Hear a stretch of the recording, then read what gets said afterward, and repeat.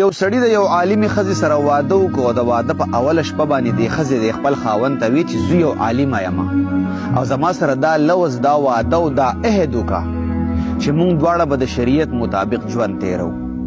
کله چې د خاوند دا خبره واورېده نو ډېر زیات خوشحاله شو. په زړه کې دا سوچ کوو چې زه د دې عالمې ښځې په برکت سره به زما دا باقي ژوند د شریعت مطابق تیر شي.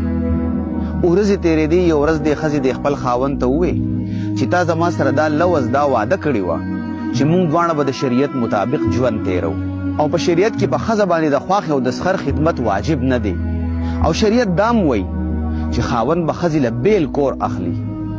کله چې دا خبره د خاوند واورېده نو ډېر زیات پریشانه شو او د کور نه بهر ته ووتو او سیده د یو مفتي خواله لاړو او مفتي ته یې د خپله ټوله مسله بیان کړه چې زما ښځه خو داسې وایي او بیا دې مفتي صاحب ته ووایي چې مفتي صاحب بیل کور اغستل ماته څه ګرانه نه ده خو زما مور و پلار داسې سټیج او داسې عمر ته رسېدلي دي چې که زه اوس په دې عمر کې د هغوی نه بیل شم او بل کور ته لاړ شم نو زما سره دا فکر دی چې د هغوی دا خدمت په څوک کوي هغو ته خو به ډېر زیات تکلیف وي.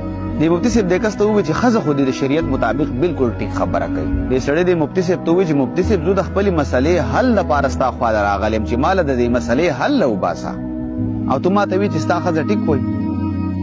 دې مفتي صاحب دې سړي ته وایي چې یو حل یو طریقه شته.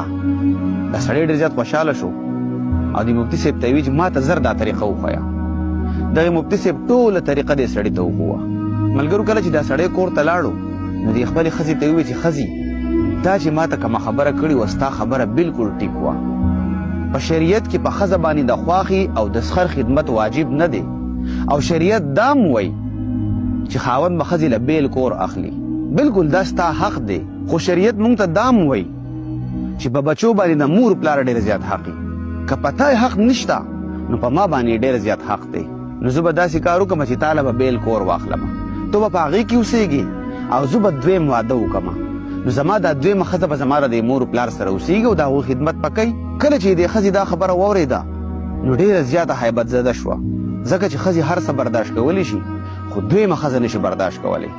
فوراً یې د خپل خاوند ته ووې چې ورک که دویم واده. ته چې کله ووتې نو ما هم کتاب وکتو په کتاب کې خو یې دا لیکلي وو چې په ښځه باندې د خواښې او د سخر خدمت واجب نه دی خو دی ورسره هم لیکلي وو چې د دې باوجود هم دا ښځه د خپل خواښې او د سخر خدمت کوي نو په دې کې ډېر زیات ثواب دی. دا خو اکرام مسلم دی او زه دویم کور نه غواړم زه به هم په دې کور کې ستا د مور پلار سره اوسېږم د نن نه بعد ستا مور پلار زما مور پلار دی. کله چې دې سړي دا خبرې واورېدې نو د ځان سره یې روغ غوندې وخندله او د کور نه بهر ته ووتو.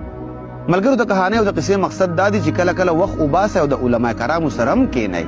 د هرې مسلې حل په انټرنیټ او په ګوګل کې نه خو د بدقسمتۍ د وجې نه زموږ په دې معاشرې کې که چاته هم څه شرعي مسله راشي نو هغوی به زر موبایل راواخلي او د هغې شرعي مسلې حل به په انټرنیټ کې ګوري او بغیر حوالې نه به دغه مسلې حل په انټرنیټ کې راوباسي او په هغې به عمل شروع کړي او ټول عمر یې په ګمراهۍ کې تیر شي.